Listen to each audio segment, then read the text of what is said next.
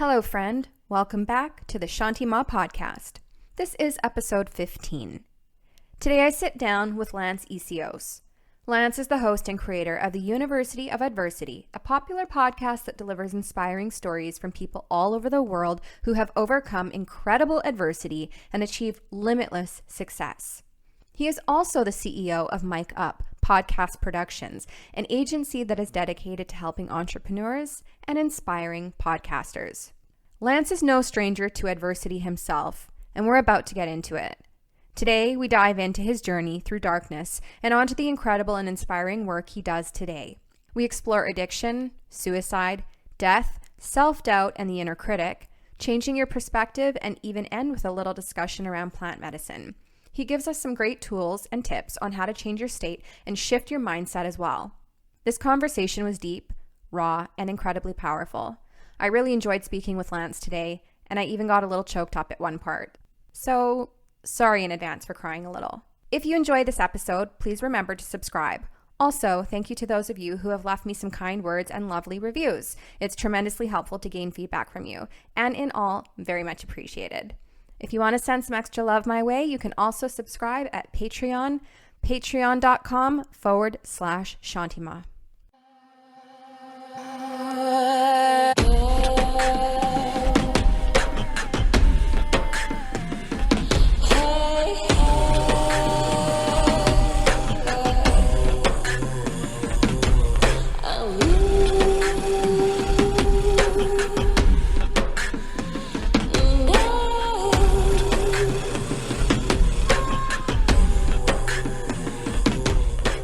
Welcome, Lance.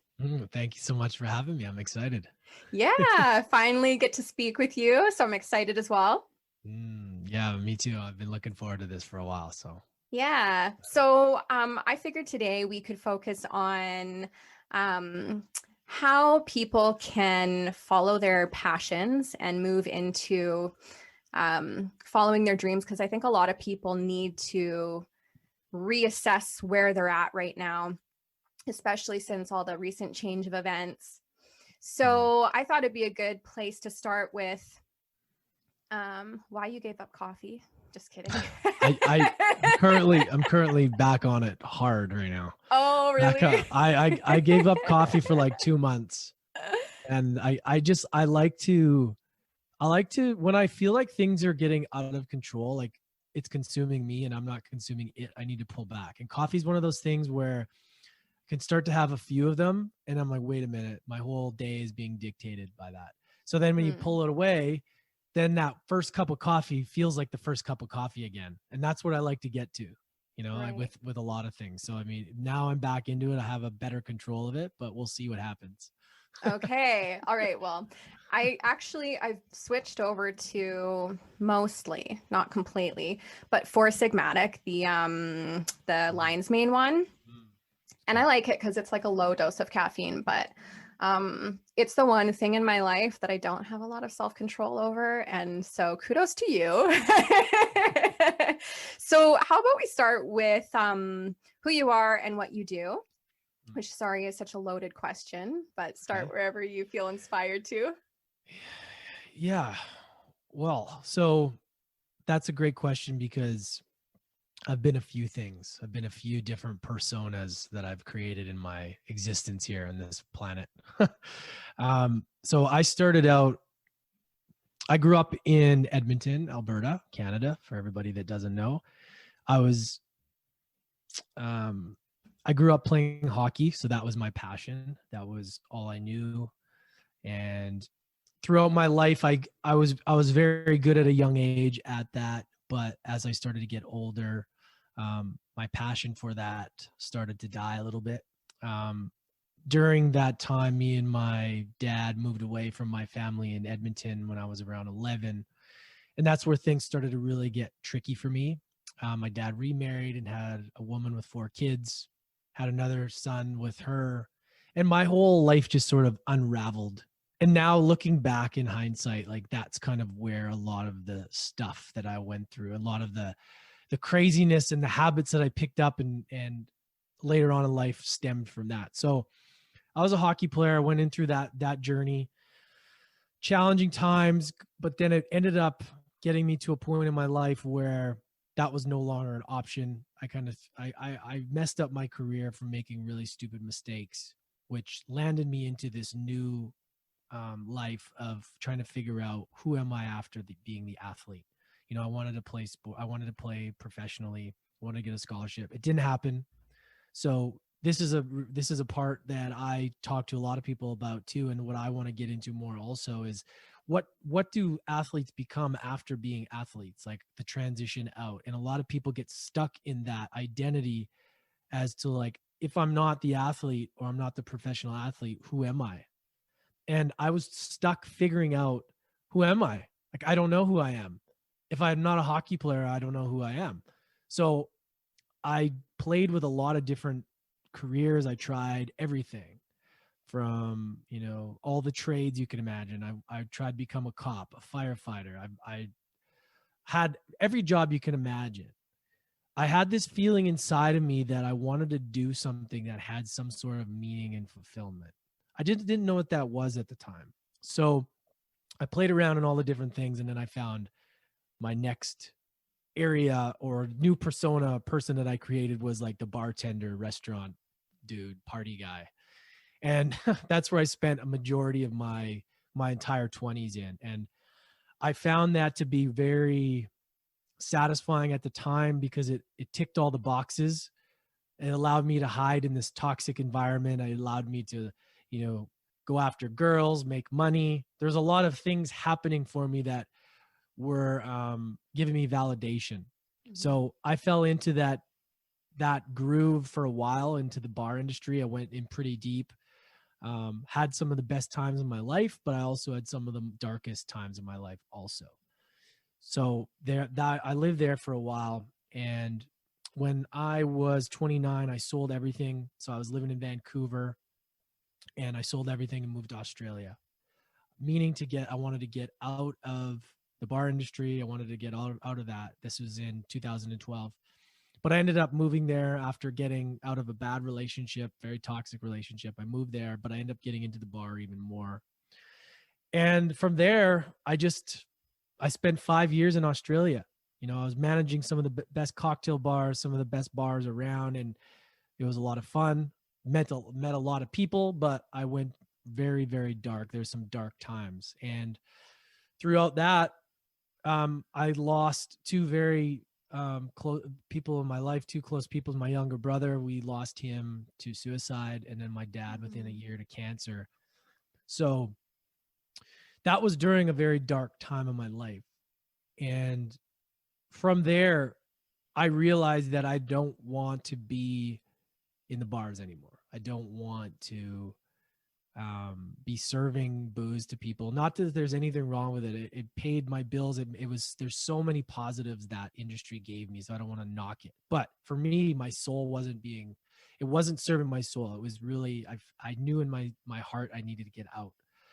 So in 2017, I went off the booze for a whole year, and I really got clear. I ran a bar sober, but it really showed me what being sober is about and what it actually did for me as a human. And I realized the potential that I actually had that I wasn't living in. And I say this saying all the time, but it really nails it, is like, instead of digging myself out of holes all the time, I was building on the foundation. Instead of always digging myself into a hole and being like, oh, I did it again, just sabotage after sabotage, I was able to be like, oh, I could just keep building on this. I'm not screwing myself over by doing something stupid or feeling bad or whatever. So I just got to see like the real me, that I wasn't this person hiding behind the booze. And a lot of people create these people that they're only comfortable being who they are behind a substance of some sort. And it's a real problem. And a lot of people aren't aware of that. So I was aware of it. I always knew. So I quit drinking for a year, figured out I need to get out of that, got into it. I got into the podcasting world. I was always inspired by podcasting, and my story about, you know, what I'd gone through. And I thought, what if I could create a podcast around my story and share other people's stories to really help make impact. at the time I was doing some direct selling and marketing, and I was like, I need to get my story out there. I need to like somehow people need to get to know the real me. And through the podcast, it's completely changed my life. Like I can't say enough good things about it. And from there, that's sort of where things started to build. And I've been really focusing on personal growth since, been doing the podcast for 2 years, and now it's kind of taken us to where we are. And there's just been a huge evolution in my life as like me as a human being. And that's kind of where we are today. That's pretty incredible, actually. And some of the things that you were saying in there too, there's definitely some things I can relate with. When you're talking about giving up alcohol, that's something that I did as well. And I started to notice was like when you're living that life and you've been through quite a lot of stuff, the alcohol tends to depress you. It tends to make things worse. It sort of magnifies the chaos in your internal world and kind of externalizes it. But something that I had always kind of found myself when I was trying to drown the darkness with alcohol or substances, it was like, although you kind of get that sort of blur and haze of like you're kind of smudging the pain a little bit, but there's always that like part inside of you that is like, better than this is not for you. Like, at least that was my experience. So when you were saying that, I was really curious to ask you, what were some of the things that you did notice about yourself when you were able to take yourself out of that role of party guy and, that, I don't want to say ego, but it is in a sense, it's like we're living this sort of ego life instead of heart-centered. What was the things that you noticed the most? It's a great question. I always had this feeling in my gut that this isn't serving me, yet I would just try and drown it. Shut up. Like, we're fine, even though I always knew. And I guess it was hard because when you take that out, you have to relearn how to be a human without it, right? So what I mean by that is, especially in that industry, I only knew how to be me when I was drinking. Like I created this whole person, this whole like, as soon as I had a drink, I was like, all the anxiety would go away. And I'd be like, yeah, now I can like, now I'm me. And that's a problem. When you feel like that's you when you drink, that's a problem. Mm-hmm. So the hard thing was when I took it out, I had to ask myself, well, who am I now? Like, who am I without that? And that can be a dark place, because I realized that there was a lot of skills that I had honed that I got very good at being like a functional alcoholic, very good at it. Mm-hmm. I was a pro at it. And I had to kind of relearn how to do those without that. And I know that may sound silly to some, but when you go to work, 5 days a week and you're drinking 6 days out of the 7, becomes a part of you. And I just had to relearn, I guess, to be who I am and be confident, because I didn't have the confidence. I didn't think that I was still living the story of failing at things. And I had a really challenging teenage years. I had a lot of challenges, and I was being a victim. I was really being a victim and poor me to circumstances. And that's the way I lived. And that was what booze helped me to hide from. And without that, I had to face all the shit. I had to face all the things and all the lack of confidence and all the things that I'd been hiding. And I didn't get to realize that. And that's kind of where without, diving into personal development, there's no way I would have been able to get out of that. There's no way. Were you drinking every day? Oh yeah. Definitely. Yeah. Definitely. Just, it wasn't to get wasted every day, but it was just what I did. Take it was the like edge off. beer. Oh, just a casual beer after work, during a shot here and there. It's like, whoa. And I was actually proud of myself when I was like one day off. I was like, oh, I didn't drink today. I feel so good. I'd be like that's the mindset. Oh, I went 2 days without drinking. Like, that is messed up now when I look back, because that wasn't I went back a few times into the booze. Like, that year didn't end it all for me. We can get into that, but I learned a lot that year.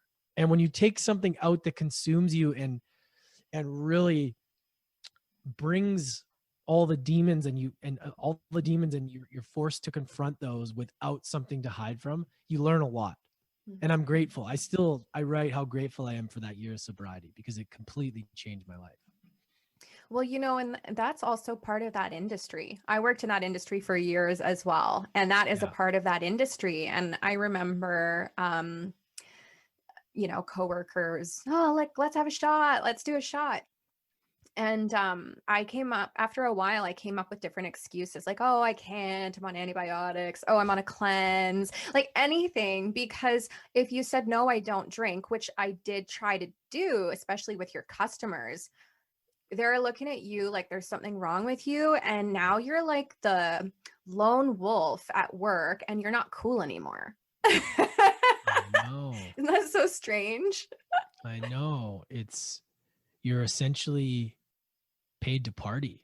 Like, you're paid to put on the party. And yeah, I mean, it's really interesting. And I did bartend sober. I ran a bar, wrote a cocktail list at the Four Seasons while I was sober. Believe it or not, I was more creative than I'd ever been, which is kind of funny, right? Like, yeah, it's a weird situation. And look, I love having fun. I love drinking beers. I love having shots. I love cocktails. I love all that. If it didn't hurt me, I would do it every day. Like, I love the fact of enjoying the moment, having fun. I'm the kind of person where it's like, I'm either in or I'm in the way. I'm like, let's have fun. If I'm going to do this, let's just do it. If I'm going to eat McDonald's, I'm going to eat lots of it.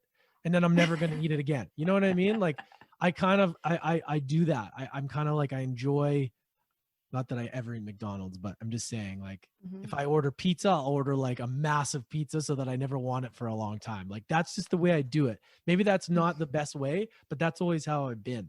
So, like, I enjoy life in the moments, but I also know when it's like, it's not a good thing anymore. It's not becoming a service to me. It's becoming, a bit of an enemy towards me. So yeah, it's interesting trying to figure it out. Right. And I think this whole journey is like, definitely not saying I've cracked the code by any means. Right. Like, it's just kind of having the awareness of what hurts us and what serves us. And we just got to pay attention to that. Yeah. And it's interesting that when you find your self-worth and your confidence in an identity, and then you take that away and you're like, whoa, I feel like crap about myself. I have no confidence. Like, now you take this job away, you take this title away. Who am I? Like you said. And when you have to turn inward and sift through all that old yucky stuff that nobody wants to think about or look at, let's be real, but then you start to develop that internal validation through the self-awareness of, like, for me to relate to myself for a moment, I worked in the bar industry for years. I was always I was playing the role of the sexy girl, the hot girl. Like, that's how I made my money. And unfortunately, like, that is the industry. And so what's been interesting since my car accident was that, I was getting validation all the time. And then you take that away and all that external validation. And I had to face myself, and I had to realize that sense of confidence was never actually there. And so then the real work starts to begin, because you're now having to relearn what it means to love yourself and believe in yourself and kind of develop that internal grit and resilience. So, where first of all, I was having a hard time doing math for a second when you're talking about 2012 and being 29. And I'm like, you do not look old enough to be, if my math is correct, I'm not going to ask you how old you are, but I'm 37. okay. Well, Thank you. there you go. I was like, wait a second. I was like, he doesn't Yeah. look, but I'm like, if he was 29 in 2012, then he's got to be in his late 30s. So Yeah. there I was you go. born September 21st, 83. There you go. Right on. Well, high five. If you were here, I'd give you a high five. Good job. Whatever you're doing is working. Thanks. But for you, where do you think that like a lot of, if you don't mind me asking, where do you think like some of your own struggle with that internal confidence came from? Because I know, coming from a single parent family myself, you're not getting what you need from both parents. There can be like a lot of stuff that, you know, comes up later on. But yeah, it's funny because I did a journal exercise called I think it's progressive writing, or I'll have to, it's a really, really interesting tool on how to identify trauma that you go back into and you realize you kind of confront it and you write about it. Expressive writing, I think it's called. Anyways, so I did this exercise and I was trying to get to the bottom of like, you know, why I do the things I do. And it went back to when when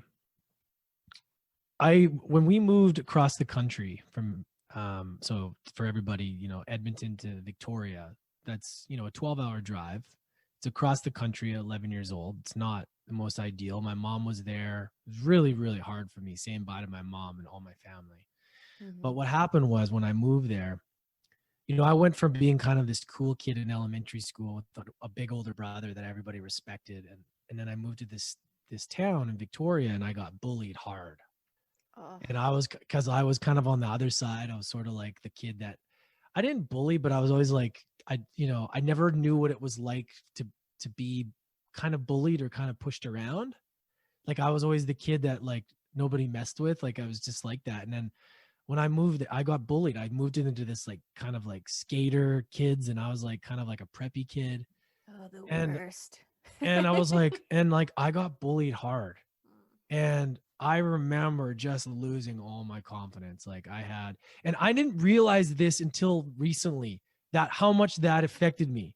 Like it's crazy when you start to really go back and figure this shit out, because sometimes we don't know. And until we get it out on paper, it's like, oh my God, I can't believe it.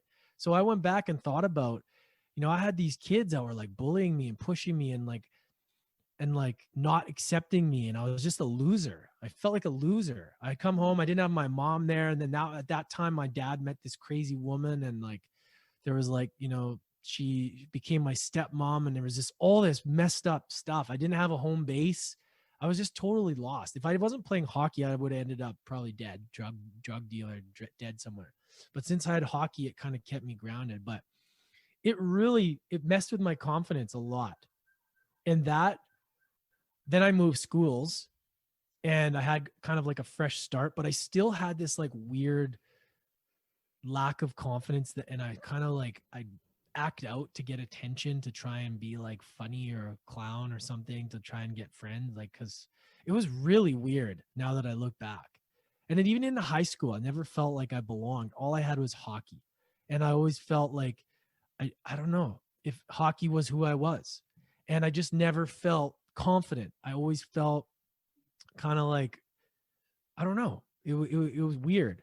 And I could only realize that now because I have gained so much confidence, what it feels like to not be confident. And I guess throughout the years, then all of a sudden alcohol came in. It was like, oh, wait a minute. I can feel confident again. I can be this person and be this goof and like fun. And I get all this validation from booze. I want more of this because I haven't had that feeling in so long. And that's kind of how I've unpacked all this craziness looking back, is that it stemmed from that. And then, I found all these ways to cope with the pain of missing my mom and all that crap that went on through my teenage years with like my stepmom and 4 kids and divorce and her messing with my dad. And there's a whole book I have to write about that itself. But like, there's a lot of emotional untanglement that I had to do recently to understand, like, why did I need to drink all the time? What am I trying to do? What pain, like, what am I hiding from? This lack of confidence, like, why? And it was just, life is funny because on the journey, it kind of unravels. And trauma, when you have some sort of trauma, it happens, but then it can take you on this ride to different areas, and it can turn into this other stuff. And then before you know it, you don't even know why you're doing that. You're just kind of down this road of like chaos, and you're like, where did that start? Right? Why did that start? And that starts at these points. And that's what I find so interesting about humans, is like trauma and addiction addiction and all that stuff is all based on trauma. It's like that emotional attachment to an event. And then you're seeking some sort of comfort or some sort of validation to help you with that. And that just becomes this thing. And so over the years, I only ever felt confident when I was drinking. And that's how, like, when I was with my friends, if I didn't have drinks, I never felt like I've always felt that they would not take me serious or think I was full of shit or just like not respect me. And it's weird even talking about it, but that's the entanglement sometimes we have to have with our past, is really realize and get real with ourselves as to like, why am I doing this crazy shit? Like, what is going on? And that's kind of where I've realized it happened. Like it's been a journey of trying to figure that out and unpacking it. Well, good for you, because not everybody is brave enough to do that. And that's something that I've noticed. And it's sad because when you realize, like you said, it's like, remember when we were kids, the like connect the dot, like the fun, like little like coloring games, you connect the dot. It's kind of like that. Sorry? I love that. I'm very imaginative. So, and that's kind of what it is. And all of a sudden you have this like shitstorm, this web of like, and like you are tangled up in it. So when you start to retrace your steps and you don't even know, like you said, why you're doing the things you're doing, like where is this compulsive need to be liked, or this rage, or like whatever it may be, where is it coming from? And bullying messes you up. Like, not this, somebody said something one time on the playground and, you were offended. No, like I'm talking bullying every single day, day after day after day. That stuff does mess you up years later. And I'm actually also currently working through some of my own, like my grade 11 year being bullied. It was insane. But for me, I turned to weed. So I was like, okay, if I can just smoke enough weed that I can become invisible. So for me, I was just like drowning my pain in another way. But now, years later, I've been trying to process as well. Like, why is this like feeling underneath this like lack of belief? Where is this coming from? This lack of belief in myself. And it's 100% going back more than 10 years to high school, being bullied. So I understand how that in your early years, because you're like a sponge, so impressionable, can really change the way that you view yourself and show up in the world. And then you go out into the world and you create all of these other self-sabotaging patterns and more trauma for yourself. And then it's the process of the disentangling from it years later, where you're like, well, that might have started 20 years ago or 10 years ago, but then I created so much suffering for myself after that. Yeah.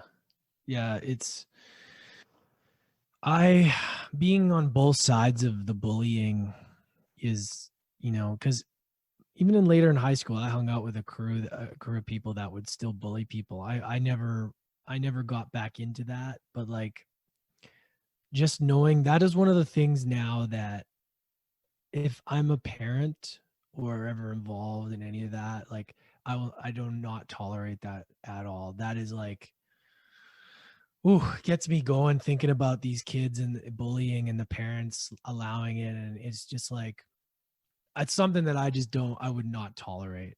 I'd go right to the parent. I'd be like, look, if your kid, like, I don't know, it gets me like riled up because I know how it's the parent most of the time. It's not, it's what they're learning.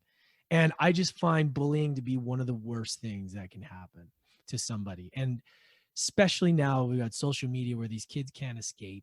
They got people on their phones. It's at least before you could kind of go home and like, start fresh the next day and you didn't have people like on top of you all the time like you would now. But like I really am grateful for that looking back because I learned, and although I wasn't perfect in high school, I could still probably be a dick at certain times. I always really respected. I've never try and like mess with people on purpose or anything like that. It was always kind of like, I don't know. High school's messed up. I was messed up as a teenager, so I didn't even know what I was doing, right? Like half the time it's like it's just yeah, it's such a you could not pay me enough money to go back to that time. I was just going to say the same thing. I would never want to be a teenager again, ever. Like it's I just think of it, and it's funny because like going back to what we were talking about times that are important for like kids is like I look back now, and I actually wrote about this today. I journal a lot, so I try and reflect a lot, is that I had a lot of love from my family from 0 to 8 before I moved away from Edmonton. I had a huge family. I had a lot of love. If I didn't have that installed in me at that age, there's no way that I would be capable today to be able to have that for myself and for other people. I look at that as being so important because I can't say, oh, I grew up in a family that beat me and did all this stuff. I had so much love, so much. It was emotionally very challenging because my parents fought like crazy, which really messed with my anxiety, I'm sure. But there was always so much love, and I was spoiled with love, not money, but love. And sometimes I wonder, I'm like, how am I able to get through this shit? Why do I even care? Why am I not like, but it's because of that. So that is like the value of that, giving that to a kid growing up. That is what allows you to love yourself later on and see that in other people, right? And if you haven't had that as a kid, that is challenging. That's where things can get real wonky. It's like there's been no base of love from that 0 to 8. And things can untangle a little bit along the way, but if you have that core love at an early age, you can find your way back, I believe, and that's kind of what I've been reflecting lately too. Yeah, that's a good reflection, actually. So do you mind me asking, how come you chose to go with your dad and leave your family? I've never been asked that. That's such a good question. Is it okay? Because if it's too personal, please. Okay. The more personal, the better. I like these. I like talking about it. It helps me heal every time I talk about it. So that's what I've learned. That's for all you podcasters out there. That's the hack. The more you tell your story, the more you heal. And it's amazing. I chose my dad because my dad could provide for me. I was a very good hockey player at the time. My dad put and this is I still have a lot of guilt behind this, is like to this day I've tried to deal with, is like the amount of money my dad put into hockey and time. And, I ended up not making it. And I feel like I always let him down. But anyways, so I went with him because he could provide better than my mom. And I had no idea what was going to come from moving out there. But it may have saved me from a lot of stuff too. I didn't grow up in the nicest area in Edmonton. Millwoods? No, I grew up in Clairview, which is like ghetto, straight up ghetto. And, kids were getting into trouble. Kids are selling guns and crack by the time we were teenagers. So I'm glad I got out of there. Well, my mom just wouldn't have been able to handle me. Like Well, I chose my dad because it was just the right thing to do at the time. And you And knew I'm glad that at 11, you felt like you knew that your dad would be able to provide for you, like financially and emotionally, more than your mom? all I cared about was hockey. I Mm. cared. I was a good player at that age, like one of the top kids around, and my dad could provide that. And it was, I had to pick my dad. I had to, like, it was Mm. just, it's not like I knew, I just financially and everything. And, yeah, I don't know. It's weird. I've never really thought about that, but my mom knew too. Mm. My mom knew too. She knew that I had to be with my dad because, um, he was gonna he was the best person for the job at the moment, you know? Yeah.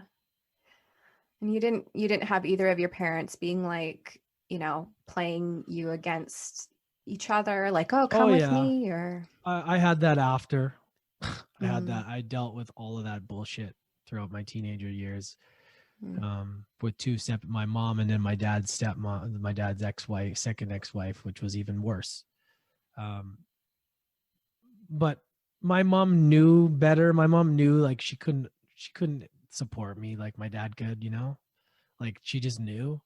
mm, Like there was a time where I almost moved back in grade 10 and I'm glad I didn't, but my mom just knew that it was best for me to be with my dad. That was it. She knew, and we all knew that financially. So mhm. um we just kind of accepted that, and I would just come and visit as many times as I could. Once a year, twice a year, sometimes not that much, but yeah, it was a very, very, very hard time in my life. And I think about how impactful leaving her was and how traumatized I was from that for so many years. And, still unpacking stuff like that from leaving her at 11. Like I was very close to my mom, Mm. and it was still, it's hard because I feel like we never really had the bond that we did.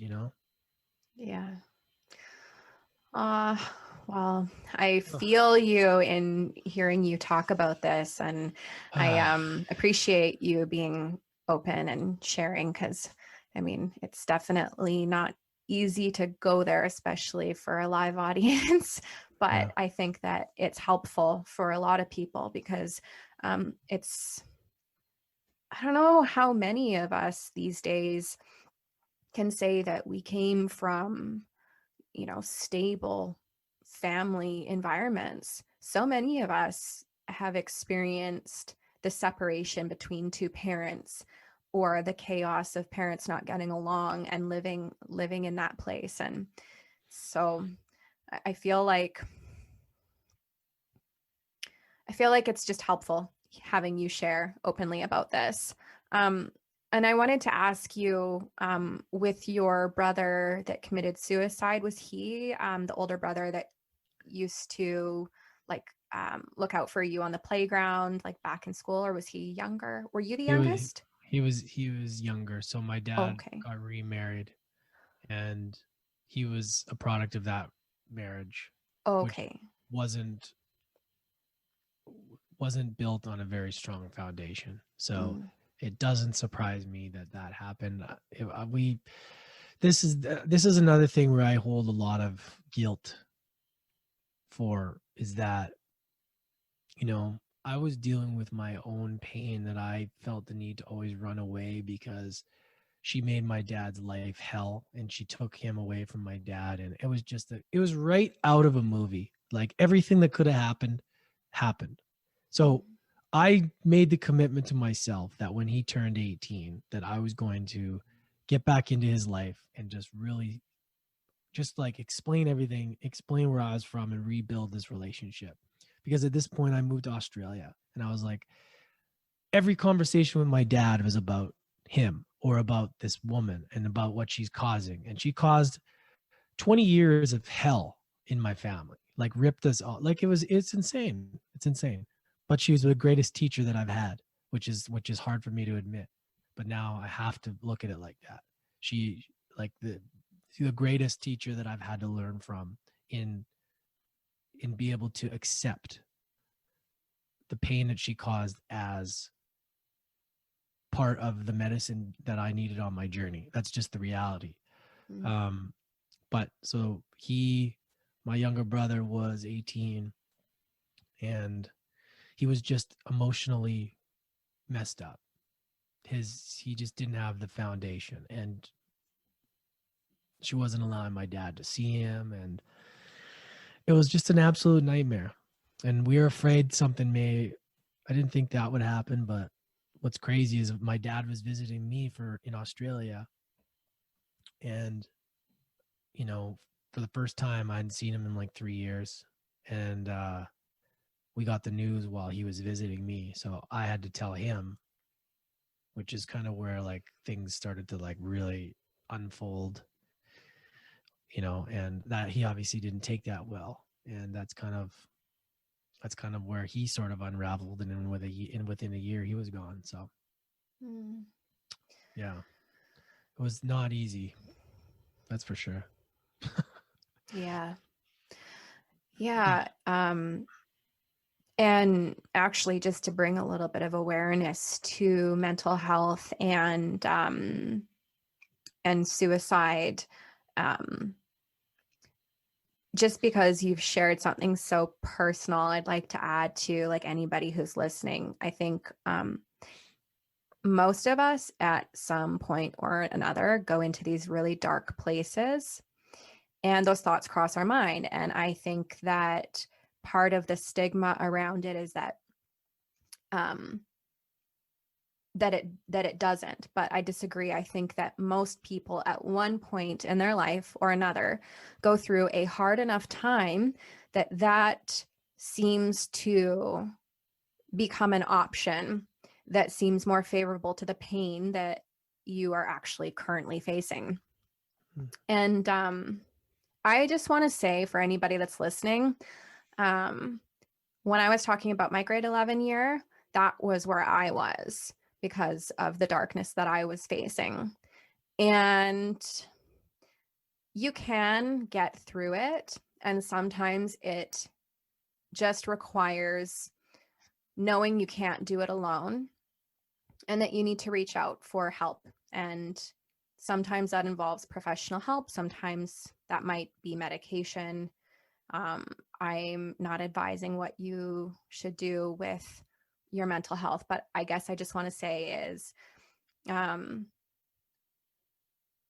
if you just realize that you can get through one more day and one foot in front of the other, that's all you need to know. You don't have to figure out how to like overcome everything in your life that seems unbearable and overwhelming right in that moment. Like Lance, like myself, Rome is truly not built in a day. You can overcome these things and it takes time. It's not easy. It's really hard, actually. But if we can do it and sit here today and have this conversation, so can you. And I just wanted to say that because so many people have been faced with incredibly difficult circumstances since COVID. And we recently lost somebody as well to suicide during all this. And I'm getting very emotional, actually. I've never actually got emotional on the podcast before, but yeah. Sorry. Oh, it's just one day at a time. That's all you guys need to know. Wow. I usually don't get emotional, but it's a very sensitive subject. So it's I can very, it's yeah, and I'm sorry to hear that. And this is the thing, is that what's going on in the world right now is what my concern is the mental health and what is going to come out of what is happening right now. And we need to make sure that mental health and how everybody's feeling is a major topic of conversation. I'm not going to get into what I believe or this coronavirus and all the nonsense going on, but what really matters is like what this is going to do to people's mental health. 100%. So how can we really pay attention to that? Because here's the thing. Anybody that is in that position, that is willing to take their own life, they feel that they are alone. And I want to make it clear to everybody that what you're going through, it's okay. It's okay to feel like that. We're all human. We all feel like that. That is the thing, is like, I think the times when people feel alone and there's no other answer because they're the only one going through it, it seems like the right answer. And the reality of it is, there's somebody there who's going through something, and there's always somebody there for you to support. And that's why, like, I think it's so important now to have this conversation, because we aren't alone here. What you're going through, we all go through this stuff. And I've had those thoughts too. And I find it very hard to believe that every human on this planet, one time or another, doesn't matter what background you come from, hasn't had those thoughts. Mm-hmm. It's normal. So it's okay to feel those thoughts sometimes. We are human. It's part of the experience. So don't beat yourself up for thinking that. Laugh at it. Oh, I'm feeling like that. It's normal. You're not crazy. We're all human, and we have these dark thoughts. Ram Dass talks about this. Ram Dass talks about love your dark thoughts. Love them because they're part of you. Mm-hmm. They're part of your journey. Our ego is it's made up of different archetypes. And sometimes we get in these situations where we feel there's no way out. But that is not there's always a way. Like you said, one step at a time. Mm-hmm. And it's just the acceptance that those thoughts are okay. Those thoughts, those dark thoughts, are just part of us. And, the problem is with this medication and crap like that is, like, this is what happened to in my situation is he was on medication and they didn't give him the right medication. So then he got these thoughts and decided to do this. And where's the accountability? There's no accountability for that. Oh, they're just some reactions and he made this decision. That's not okay. Mm-hmm. Right? There's so many things. And I'm not saying don't take things, but I'm thinking there's a checklist of things that you can do first. 100%. Are you drinking enough water? What are you putting in your body? What are you eating? Are you getting sun? What are your relationships like? Are you doing what makes you happy? Like, there are so many things that we can go through a checklist first. And if one of those things isn't checked, then that may very well be enough to just get you through that little bit of a slump. And everybody's at different situations, and I'm not discrediting anything, but the reality of it is we are powerful humans. And I want to empower people to see past this. And this is what my whole show is about too, with adversity. See, be able to change your perspective on it. It's like what you're going through now is only going to allow you to be stronger so that later on you can help somebody that's going through that same shit. Like, that is the beautiful thing. If we can see the gift in what we're going through as part of the journey, it's going to allow us to be able to help somebody else later on that's going through that. So, man, this is the most important conversation. Like, this mental health and what's going on. We're going to have a serious problem after all this shit goes down. People losing their jobs and everything. Like, it's serious. That's the pandemic. Yeah. And you know what? I've actually been saying the same thing. Like, obviously right now here in BC, we've been locked down to only essential travel. And I'm thinking, okay, so how do we decide and determine what is essential? Because for somebody, getting outside into nature or seeing a friend is essential to their mental health. And I think that mental health should be considered a lot more than it has been. And even for myself, like during that, like the lockdown we went through, my social skills and my social anxiety was crazy. Like, and it was so apparent to me when I finally was hanging out with other people and around other people, and like this like cuckoo kind of like, and I was like, this is not good. And then I'm just going to add to that, like I think about people like our seniors who are in homes and they're completely alone. Like my grandmother is in her 90s, she's got dementia, and we can't go see her. And it's really sad because she has described to my cousins that we've put her in a prison, and that she's in a prison. So she, in her own mind, in her dementia, she is experiencing this as punishment and prison because she doesn't actually know the difference. And it's like, so, there's so many different aspects.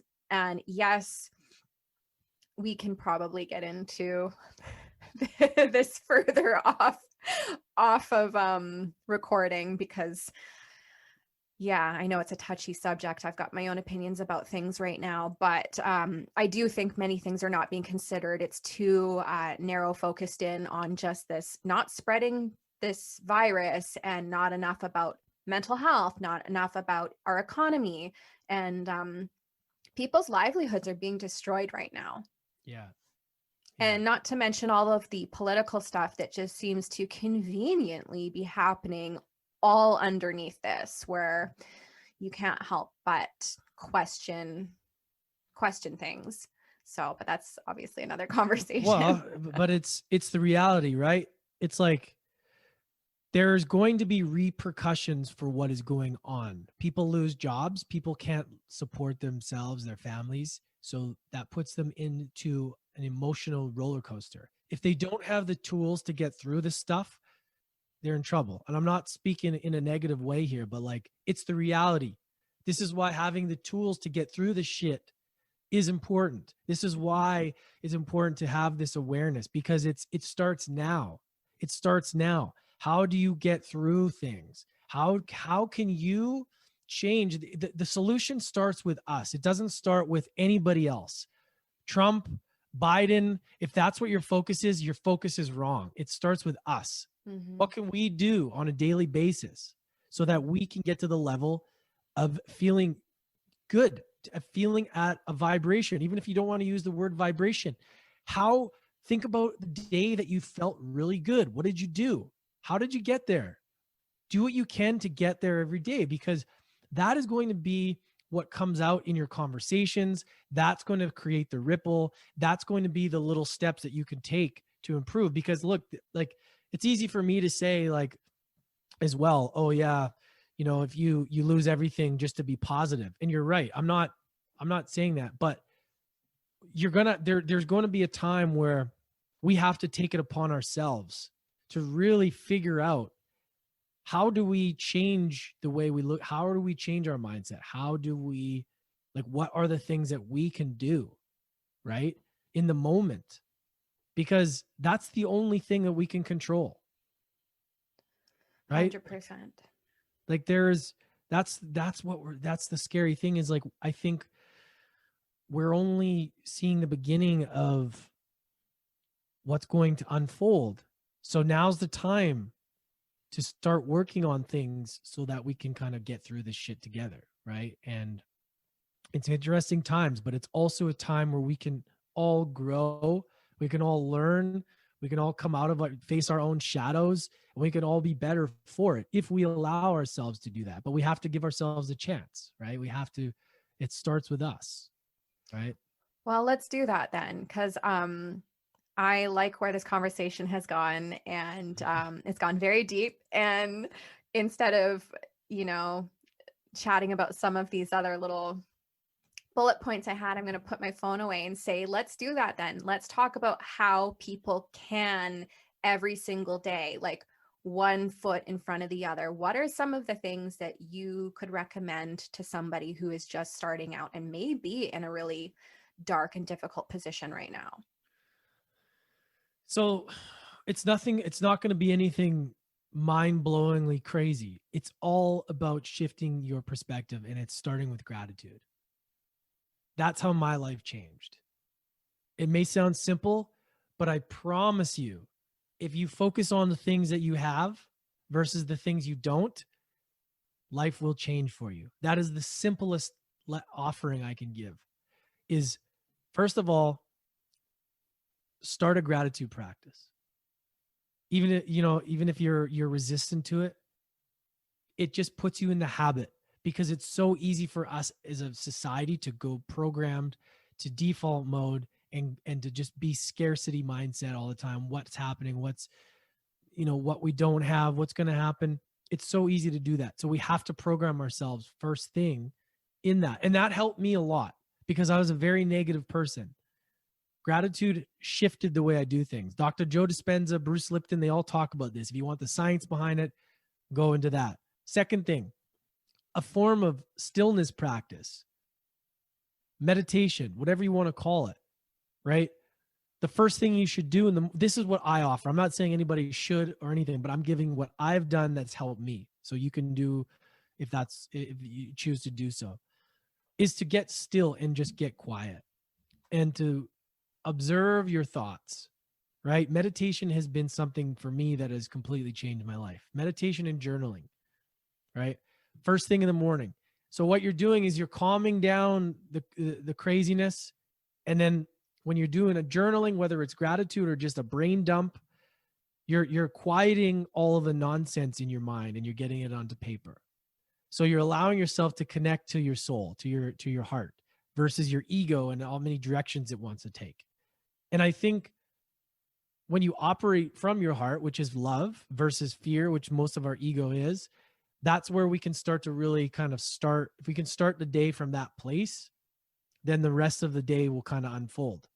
And that's really what I've tried to do. Do I get it perfect? No. But like, if anyone asks me, those are the simplest things. And movement, go and sweat if you can. Cold shower, change your physiology. I learned that from Tony Robbins. Dance, put on music and dance, move your body, something like that. Some sort of writing, some sort of meditation and movement. That's a great start. Like, that's not rocket science. That's just like figure out your physiology is important, and how you're, again, Tony Robbins really hit this home for me. It's like your whole life matters on your physiology, how you feel, right?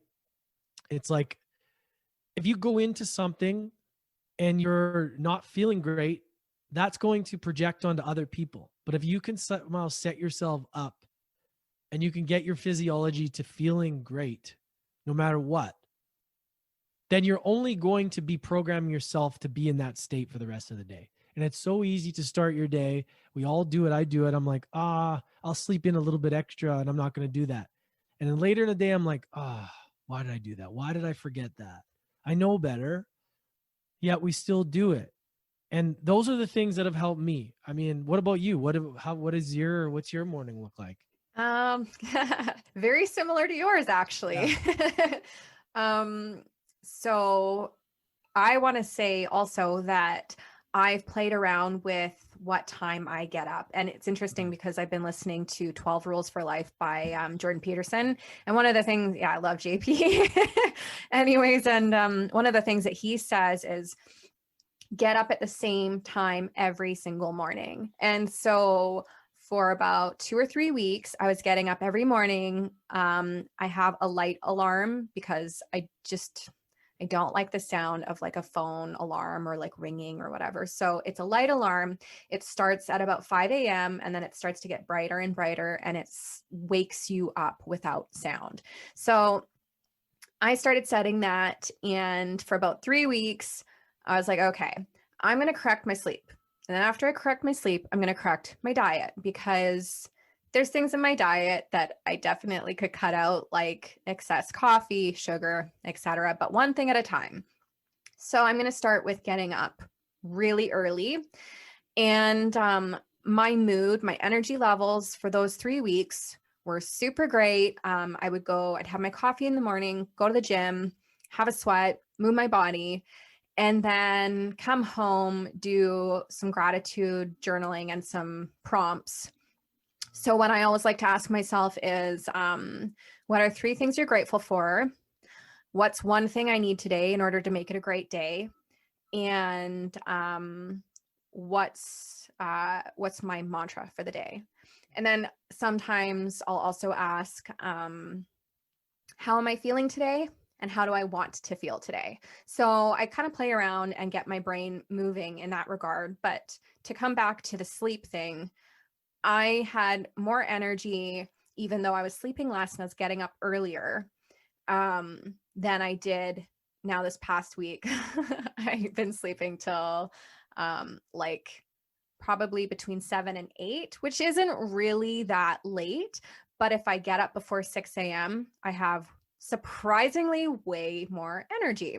So I'm going back to that. Like I did today, I was up just before 6. So anyways, getting up early is something that I really believe, because I've experienced it, to work well for me.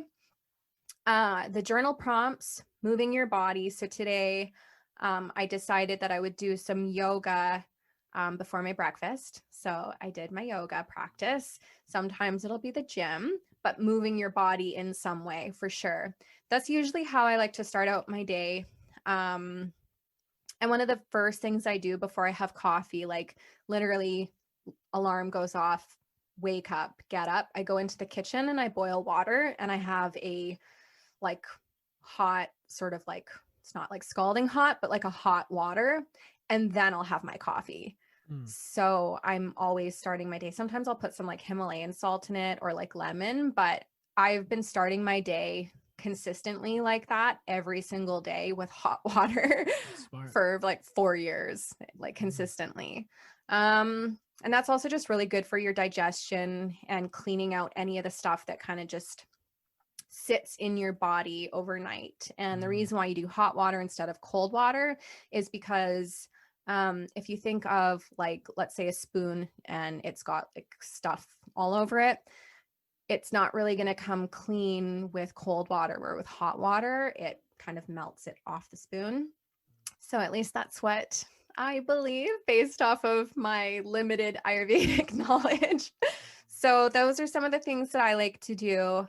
And yeah, changing your state. If you're feeling low, change your state, like sitting up taller, just if you change your physical state, like, and you notice that when you're feeling low, your shoulders hunch over and you kind of like close into yourself, you make yourself small. If you physically sit upright and kind of power pose. Yeah, we're both sitting up here. We're both like, oh shit. I know. And then you feel like your spine like lengthening and you become taller. Yeah. You're changing your mental state by changing your physical state. Yeah. So you can manipulate your mental state by manipulating your body. Those are the things, right? Like that's the small changes that will move the needle forward. There's obviously so much more you can do, but that's the stuff that people can control, right? Mm-hmm. And you can control what time you get up. And you're absolutely right. I for some reason, I can completely agree with you. When I get up at 5:30, I have the best days ever. Totally. And I get so much done. And even though I'm tired, but for some reason, I resist getting up early, even though I know the consequence every day. This has been the hardest challenge in my life, is to commit to getting up early, even though I know it's the best thing for me. For me, it's the night before that messes me up. Mm-hmm. It's like the morning routine, getting up early, starts the night before, in my opinion. It's true. It's like your morning routine starts from the night before. Like, how are you preparing yourself, right?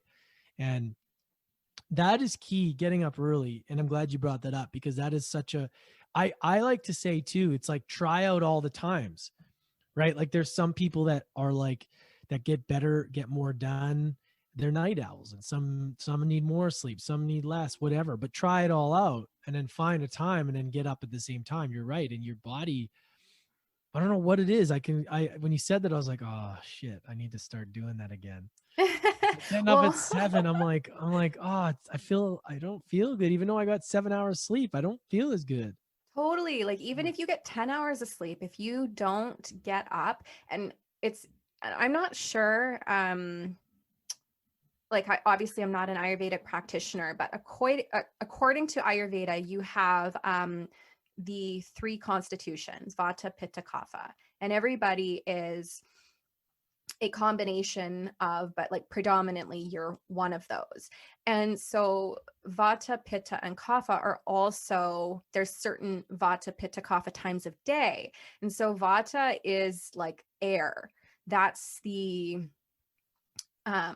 sort of like air and wind. It can cause anxiety, the busyness of mind, energy. Then you have Pitta, which is like that fire, the passion.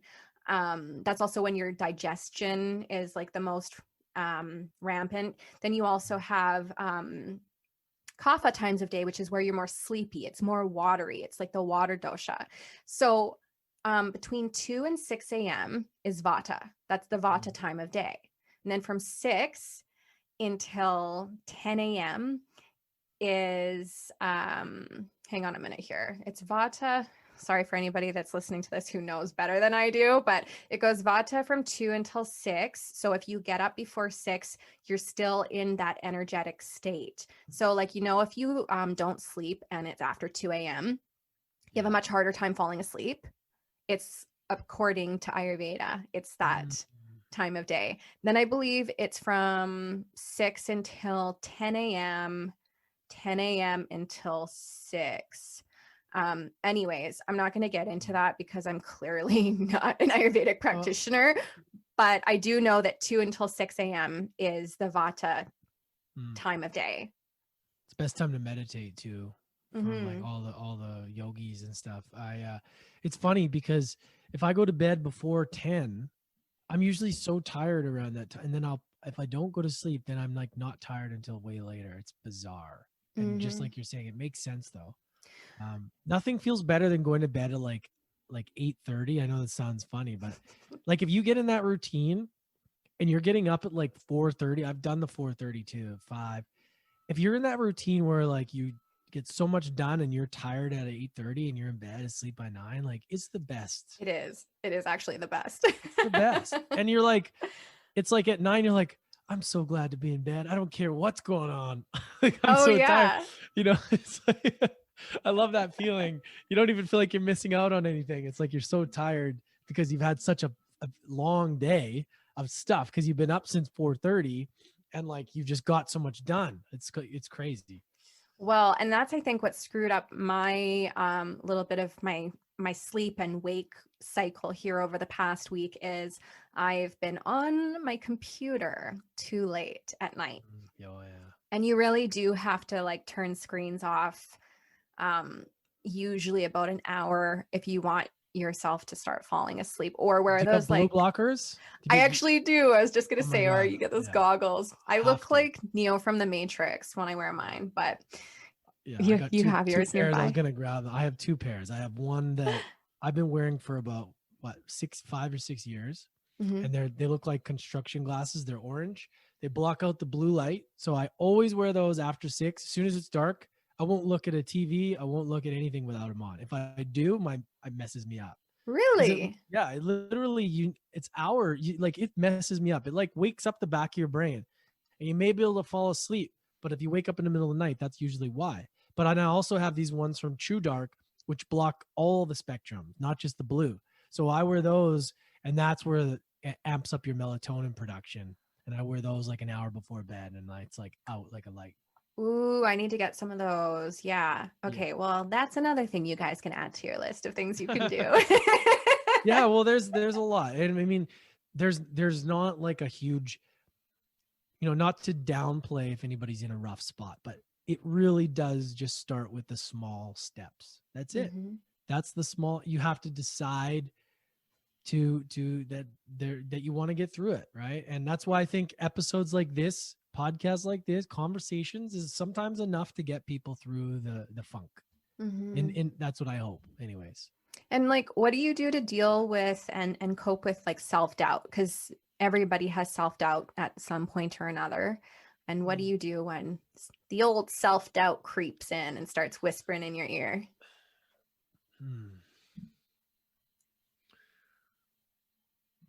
I've been dealing with that a lot lately. Um,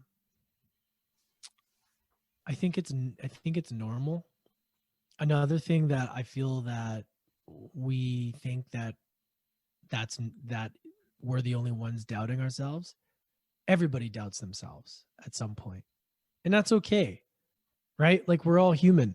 Um,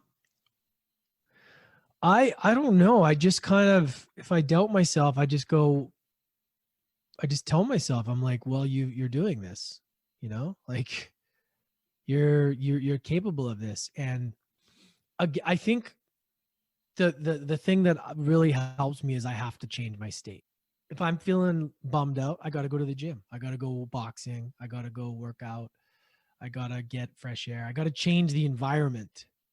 I got to change up what I'm doing because it's not serving me. And I think um self-doubt is just a vibration, just a feeling. It's like you can get out of that, right? And usually that will come from me not doing the things that I know work. So Isn't it yeah, funny? I don't know if it ever goes away. Like we're always doubting ourselves. We're our own worst enemies. And isn't it funny how the things we know that will make us feel good that we should do, we Yeah, procrastinate when we're in those places? I'm the king of procrastination.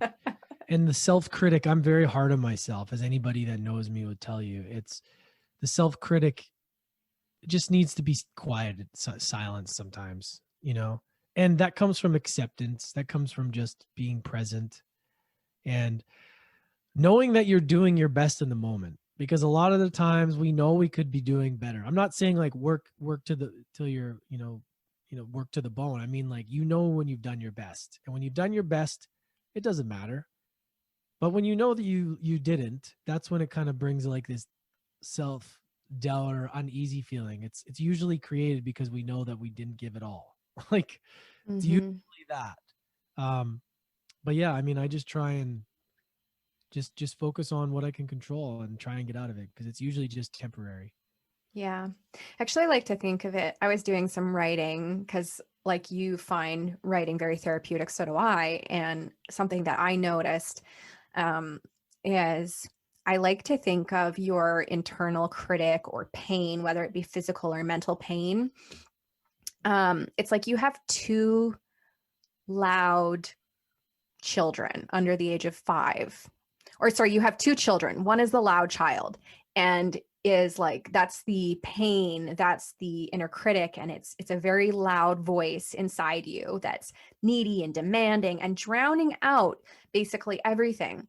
But then you also have this other child that's inside you that's like peaceful and quiet and well behaved and is patiently waiting its turn for the loud child to become still or silenced so that it can show up.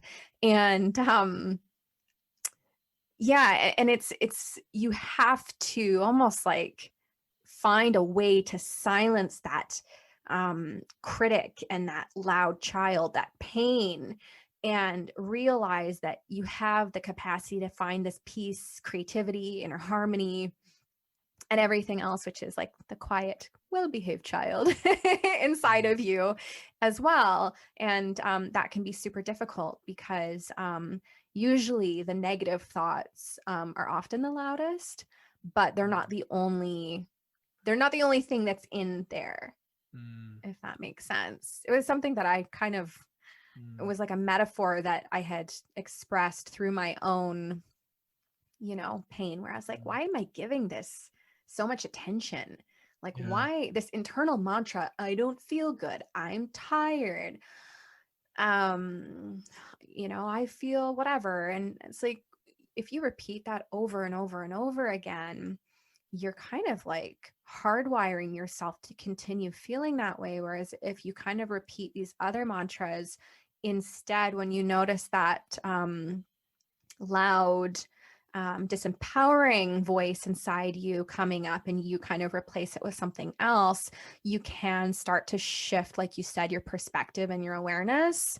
Mm. But on the note of criticism and usually being self-induced, what about for the naysayers, the people who are struggling and project it. And how have you coped with that and dealt with that on your journey? Well, what I've realized is I've kind of approached it from a different perspective, is that they need the most love. The haters need the most love out of anybody. And they if you have I look at it like this: if somebody triggers me, I've realized through myself seeing what triggers me about others, it's that I see something in them that I could be doing or that I want to be doing and I'm not doing, and it's highlighting that in that person. Something that hasn't been healed within me is being magnified by that person. So that's when things get really interesting. So I don't have a lot of, haters. That might be my downfall as well, because I am a people pleaser at times, and even though I don't want to be, sometimes I'm like, I try and not stir the pot too much. I try and be a person that, even though I'm going to talk about things that may make people uncomfortable, I always want to end with an empowering feeling or an empowering message, you know? So I haven't had a lot of haters. I've had them in the past with other things, like other stuff that I was doing on social media. I get some sometimes, but like I really just, they just see something in me that triggers them. And it's almost like you got to have compassion for them, because for them to want to have that lash out at you, it says nothing about you. It says it all about them. So it's hard though sometimes, because especially, with the keyboard warriors, everybody's like so emotional, and everybody wants to jump on each other and cancel everybody. And I just try and just lead from, am I leading from a place of love or a place of fear? And a lot of people these days on social media especially, is they lead from a place of fear. They post things to get reactions, they say things, and I just don't engage in these chats, these comment sections, because it's just out of like the scared little boy that is lashing out, that really knows that it's not going to serve. So I guess I just try and look at them as, send them more love, send them more of what they need. Like, like ignore them. Like, I don't know. I think as the bigger you get, the more you grow, the more you're going to have to deal with that. But it's understanding that it has nothing to do with you. It has all to do with them. And I think that itself is huge. Mm-hmm. What's a tip for developing a thicker skin? Get confident in yourself. Believe in yourself. Like, if you're clear about what you want to do, then it doesn't matter. Right? I think it's when we don't fully embody what it is we're doing, then we allow other people's negativity to get to us. It's no matter what, critics are always coming. No matter what, they're always going to be there. Like, almost invite them. Like, that's the way the world goes. If you're making a difference, you're going to have critics coming at you. Mm-hmm. And I think it's just really getting rock solid in your purpose, your mission, and like what, and then it doesn't really matter, because you're going to weed out the people anyways that don't matter. And people like Joe Rogan doesn't even answer to comments. Like, it's not even worth his time. Like, it's like, don't engage in that bullshit. Mm-hmm. you know Yeah, I know. I haven't had a lot of that. Um and I am the same way. Like, I don't engage in it. Like, obviously there's like that initial sting of like, what the, like, well, okay. Like, it's hard to not take it personally, but at the same time, um it's so easy to be like, oh, this one person who said this thing. And then you're not thinking about like all of the other people you have meaningful interactions with who say really positive and like supportive things on a regular basis. So yeah, it's good to not give it attention or energy. Yeah. So for you, what's been the hardest part about your journey of personal development? And obviously that includes like your professional journey as well, but like what's kind of been the hardest part for you? And then what's been the best part for you? Mhm. I would say the hardest part is just believing in myself. Like sometimes we don't see what other people see, and I find this in others. When they're lacking confidence or belief, I'm like, don't you see how much potential you have? I see that in other, and then sometimes within myself, people are like, say this stuff to me, and I'm like, oh man, I wish I could see it like that. Like encouragement. I've never had people say I couldn't do it. I never had anybody be like, that's impossible. I've always had encouragement. Always. Everyone's like, you can do anything. It's me that is doubting myself. Always. Mm. I have been the worst enemy in my own life, my biggest critic. I'm hard on myself. And I guess it's really forgiving myself for the past shit that I've done, and just really accepting all that as my truth and my story, and just really fully believing that what I can do, what I'm on to do, can be done. Right? Because sometimes in life, when you fail a bunch of times, you think, well, this is just going to be like that time. It's very easy. And I've gotten very close many times, and just before I succeed, I quit. And it's been one of these things where I just need to really solidify the level of belief that it takes. And I think throughout the journey, that's been the biggest thing. Um, Belief comes confidence. And yeah, it's still a work in progress, like can't say I have it all figured out yet, but I'm definitely better than I was months prior and years prior. So, Mm-hmm. And the best part? the best part that I've been is the podcast and the relationships that I've built through that, and the confidence that I have built as a human, as a communicator, as a connector. It's completely changed my life. Like that has been the single number one best thing I could have ever done, was have a podcast, because it's like the secret life hack into people's minds. And just the amount that it's helped my confidence has been, it's like years of therapy condensed in 2 years. It's just been amazing what's come out of the last 2 years, and like what that has done for me to what I'm going to create is amazing. There's nothing else that has helped me more than that. And I never expected that. I had no idea that that's what was going to happen, but that's been the best part, and it's all the stuff, all the holes that I need to fix in my life I've been fixing those through podcasting. Believe it or not, it's crazy. I do believe it actually, because I like to laugh about my own journey with starting, because I started mine a little over a year ago, and it was like I didn't know what I was doing.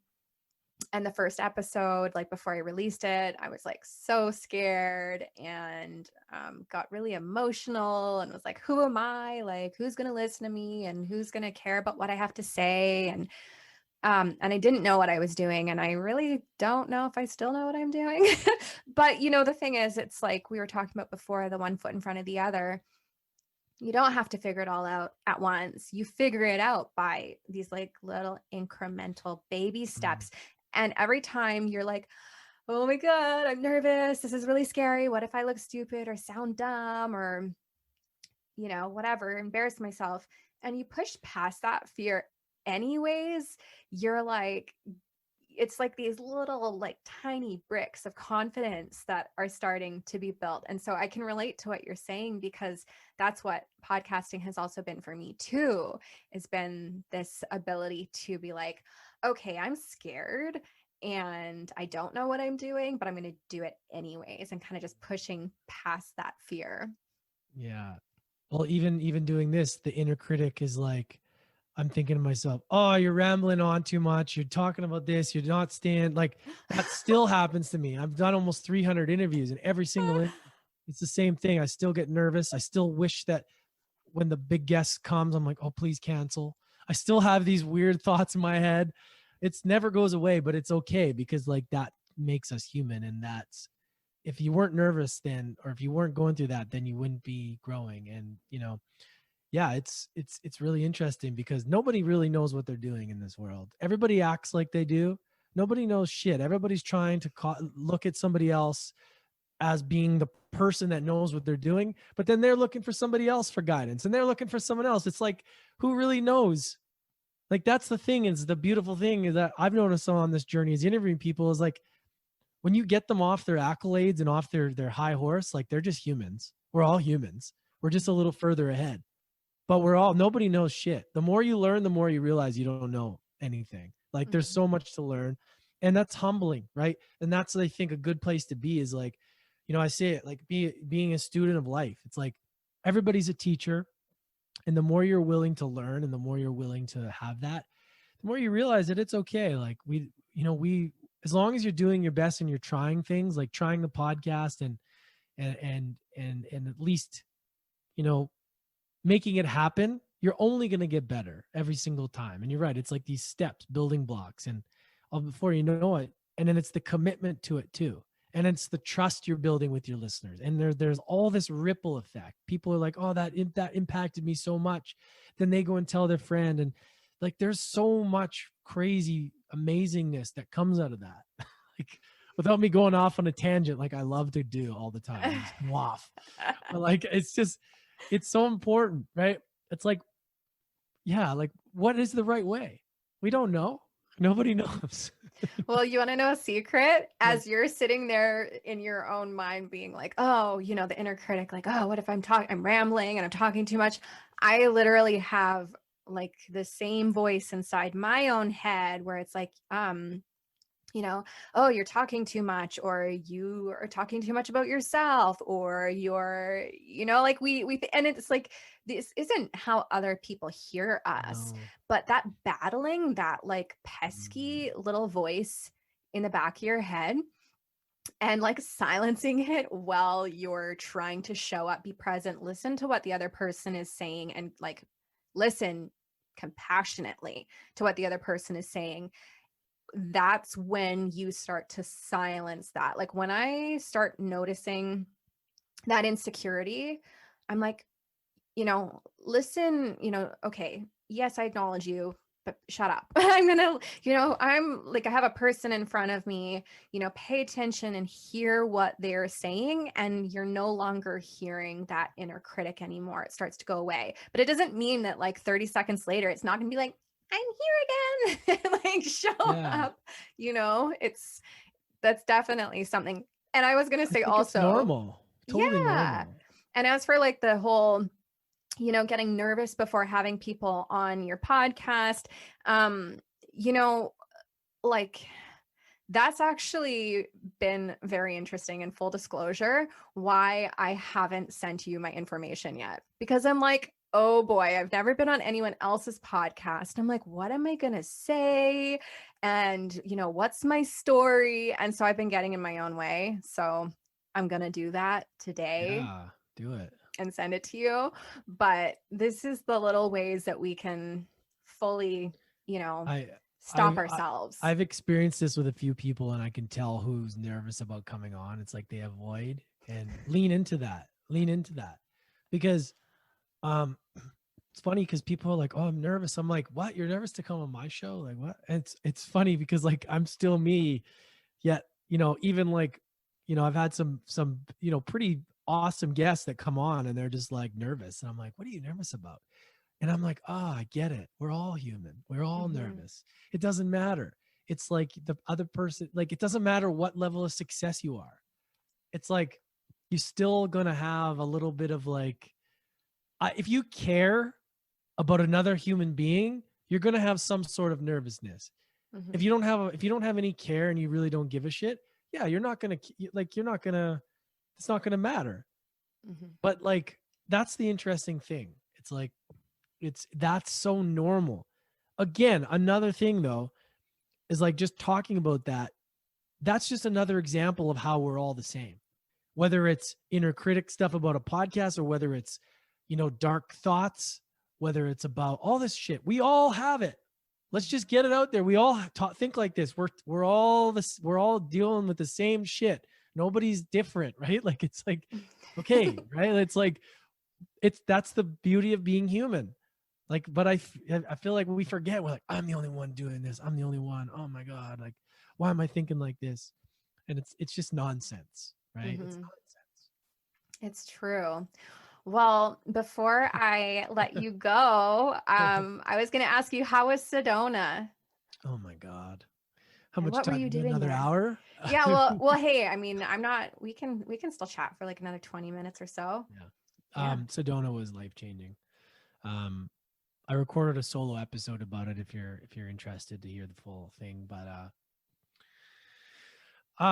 it was very important, and I can't imagine my life without that trip.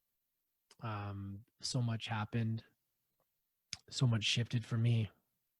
I did a powerful psychedelic while I was there as well. I can get into that if you want, but I don't know if that's, yeah, anything goes. What is it? yeah. So I did Bufo alvarius 5-MeO DMT. So it's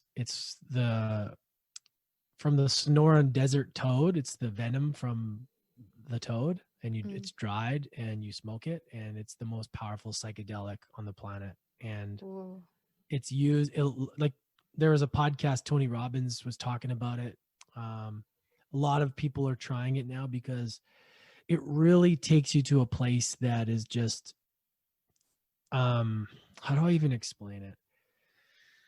I wasn't planning on doing it, and it just felt right, and I had the opportunity, and that experience changed my life forever. It was complete ego death.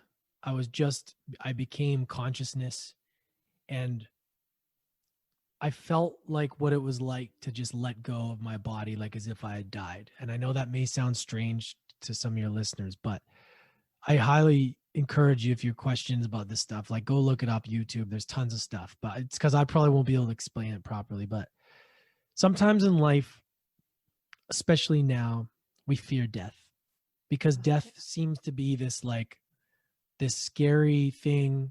We have a really bad relationship with death. And because it's so unknown and we don't really know, but it's actually it's a transition. It's part of life. We don't want to die tomorrow or today, but it's going to happen. And I believe that the core fear around what is going on in the world right now is people are afraid to die. People are more afraid to die than they are to live. And what this does, this 5-MeO DMT allows you to see what it's like to, essentially, you have to let go of your entire ego. And they say it's like what happens when you die. So there's 15 minutes of this, probably crazy. People are like, what? I don't know if they know about this stuff, but for 15 minutes, you literally have to let go, and you become consciousness, and it's what you see is just amazing. And what I took away from that was that it was the ultimate surrender. I couldn't control anything, and all I could do was let go. I had to accept that I was dying. And that was such a beautiful experience because I fully let go. And when I came back, it's like you become this conscious, and then you come back, your ego comes intact, and it's like you're reborn. You wake up, and it's like you see things different. And what I got from that was that it's hard for me to be afraid of anything in this reality. I can control things. I can do things. What's really scary is not having a single bit of control and being lost, getting into that and completely letting go. So that was the realization for me, is like, the fears that I have on this planet are really nothing compared to what it's like to face something where you have zero control whatsoever. And that's what 5-MeO DMT did for me. And sometimes these psychedelics, I'm not saying they're for everybody. I'm not condoning it. This is just my journey, my experience. It's like you have this ski hill of like all these paths, and it's like taking a fresh powdered snow and dumping it on on the run and creating new neural pathways. And that's what psychedelics can do. And I've been playing around with that, with addressing my own trauma in my own life as a tool to really look at those files and kind of to start fresh and start a new track in my life. And it's been crazy, but that was one experience that I had that completely shifted the way I look at things. And I plan on doing ayahuasca in Costa Rica in January if we're allowed to travel, because I want to explore this. I really find it fascinating. I want to figure out like what I'm capable of as a human and like what is holding me back. So these are the kind of the tools, but that was a huge experience in Sedona that I had, and probably just confused the shit out of people because like I don't even know if I explained that right, but Oh, you did. it was profound, and it's what I needed. I'm not saying that's what anybody needs, but sometimes psychedelics can just show you the things that you aren't willing to look at or aren't able to look at. You face them. Once you face them, you accept them, they don't have the power of you anymore. And that is how you heal it. Don't have to do that, but that is sometimes how. And for me, like I've always had fear and anxiety, and it really helped me. Like I was like, wow, like that was crazy. So that's the thing. Our relationship with death, I think as a culture, society has to change. And I think if that changes, we're going to be a little bit more accepting as to and how to live our lives, because we're not so afraid. We're not on playing not to lose, but we're playing to win, And I think that's kind of where we're stuck in right now, is we're so scared of this thing that we don't really even know, So that's what I got out of it. And that was one of the huge takeaways from Sedona. So. Well, and there is, I would say that there's definitely a place for plant medicine, definitely. And I've participated in a few different ceremonies, and like with I did ayahuasca in 2013, and I'd like to do it again because it's been years, but I want to wait and go back to Ecuador where I had done it the first time with my shaman there.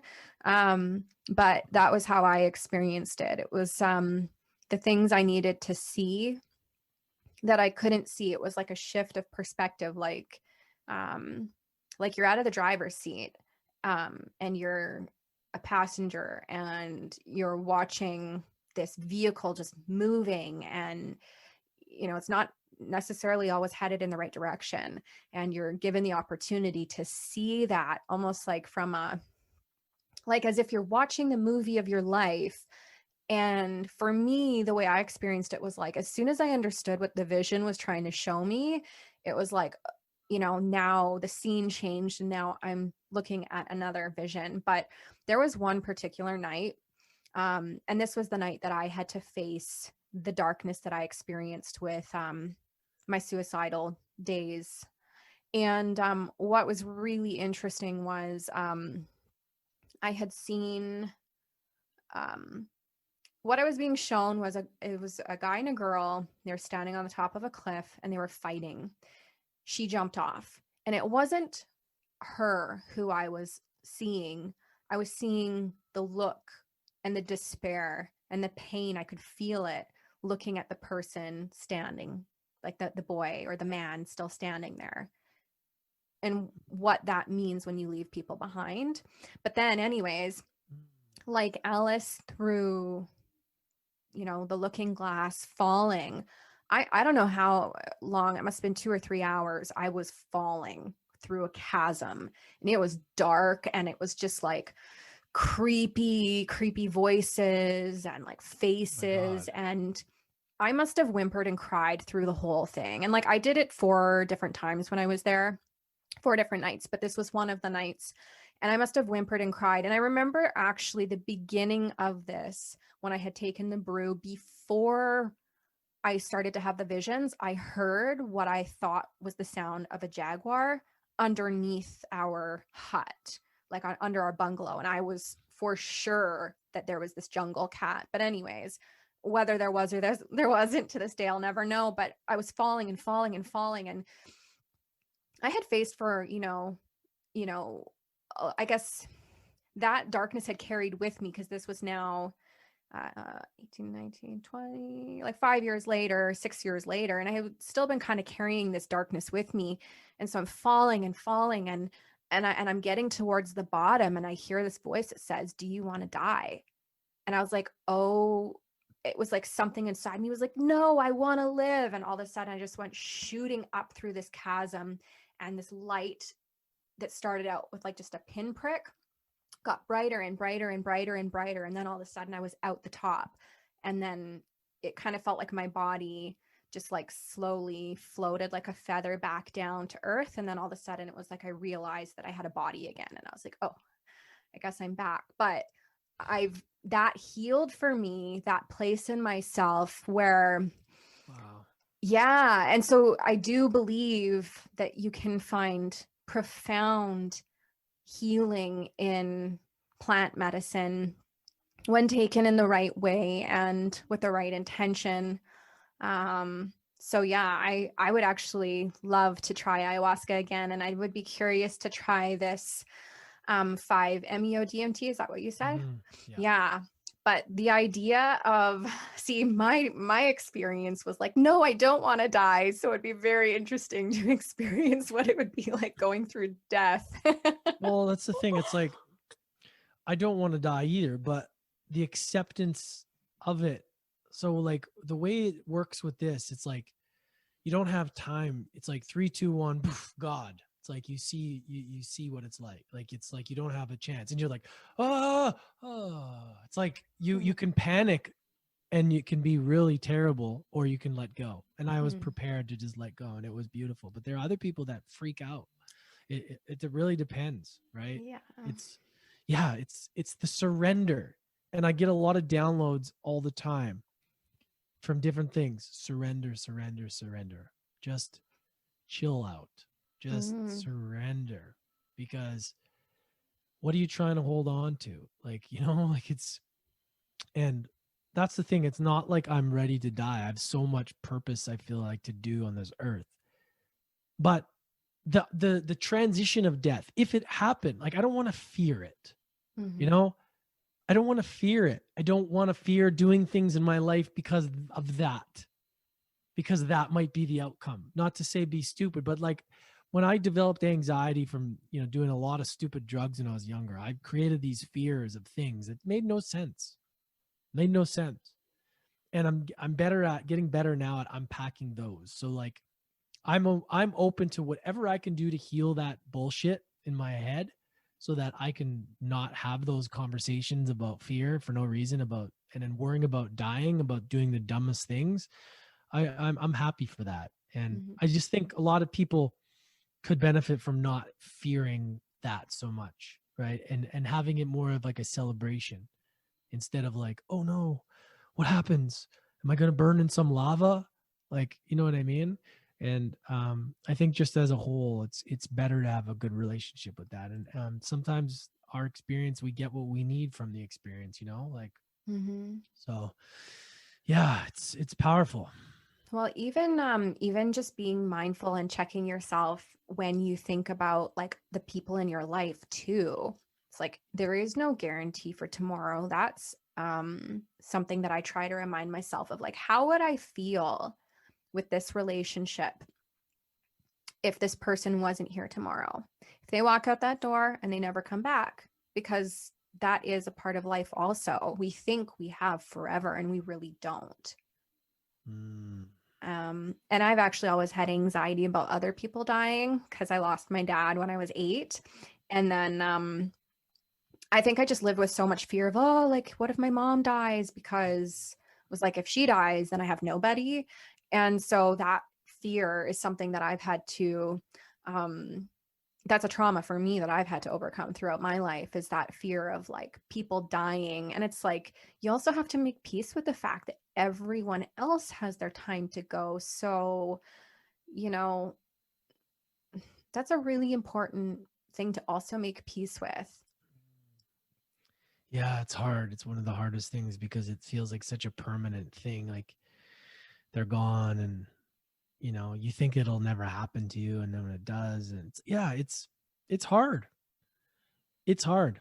I don't think there's anything easy about the grieving or death process, you know. Um, thinking about losing somebody, it sucks. Mm-hmm. It really sucks. So, I mean, that's why I think it's important that we try and just make the most of our lives and not live in fear, Mm-hmm. right? And gratitude, it comes back to gratitude as well. Mm. Like be grateful, not just for what you have, but who you have in your life. Because when you have an appreciation for the people that are in your life, you don't take them for granted, and you really see them and you choose to see the good in them rather than their shortcomings. And you really practice gratitude. If that person does have their final hour tomorrow, you will at least have felt a certain sense of like you did everything you could to have a meaningful relationship with this person with their time that you both had. And then also it helps like alleviate some of that sort of guilt that sometimes people feel because the last thing they said to that person was like maybe short or maybe not kind or loving, or you weren't paying attention to something that they were saying. And I think a lot of people can sometimes feel guilt around that. So that's why it comes back to the gratitude. Be grateful and really appreciate the people that are in your life, because even if they don't die, you shouldn't take people for granted because they really don't have to just be in your life. Like So we're choosing our relationships. So That's so true. That's a great point. this has been such a great conversation. You're awesome, Lance. I appreciate it, Shanti. This is awesome. Yeah, It's been so much fun. It's been such a good episode. Okay, well, where can people find you? Yeah, if they want to, you guys aren't tired of my voice yet, you can, I highly recommend going and checking out University of Adversity podcast. It's available on all platforms, also on YouTube. There's lots of amazing conversations just like this that can really help you in different areas of your life and how adversity shows up.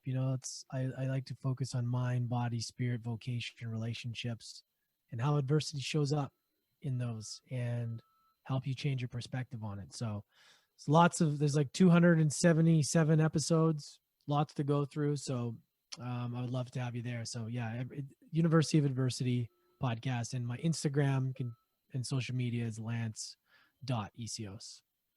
Awesome. Well, thank you so much. It's been a pleasure. Nice to finally get to meet you. And I'll be talking to you very soon. Sounds good. Okay. Thank you so much. Take care. Bye. Thanks for tuning in to another episode of the Shanti Ma podcast. I hope you enjoyed today's episode. If you did, please remember to subscribe. Until next time.